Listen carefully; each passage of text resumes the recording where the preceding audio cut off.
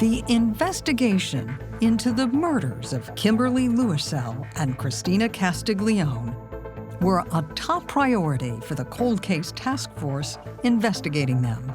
They believed solving one would ultimately lead to justice for both. But for now, Christina's case held the most promise. When you looked into Christina's case for the first time, did you really think it could be solved? I did. This is the only cold case that we had in Livingston County that had DNA evidence, and I started really looking at what you could do with DNA. The team hoped that the development of CODIS, the FBI's national DNA database, would be the key to identifying a suspect. Investigators were so hopeful with CODIS technology that we would have a known offender. When the unknown profile was entered into CODIS, was there a hit? There was not. No hits came back. Cold case investigators went back to the beginning and attempted to review the massive case files. But the process was incredibly time-consuming. Our cold case files, they're unorganized. We have papers and binders and boxes full of stuff. The problem seemed like it might overwhelm the effort until Detective Sergeant Larry Rothman reached out to the Michigan State University's Criminal Justice Program. What kind of help did you need from the students? Helping to organize the cases and helping to find out what we're missing.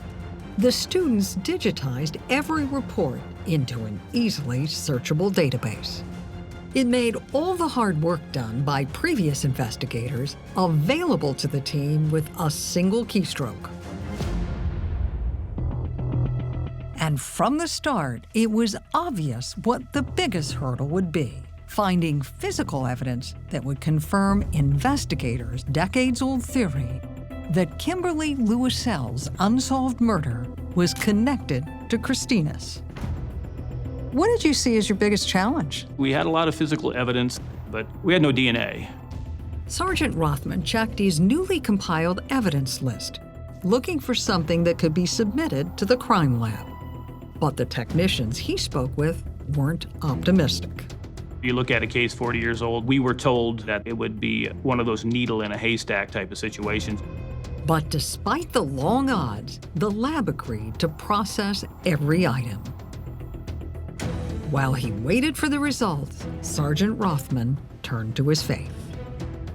I've been praying that if there was any evidence there whatsoever, that God would reveal that. Then, a few weeks later, his phone rang. Take me back to the day when you got the results from the testing on that DNA evidence. We have a connection between the Louisel case and the Castiglione case. It was amazing, absolutely amazing. For me, it was an answer to prayer. So it in fact was the miracle that you thought it was going to take to solve this case? It was. It was a miracle. I think it's pretty clear that's what it was.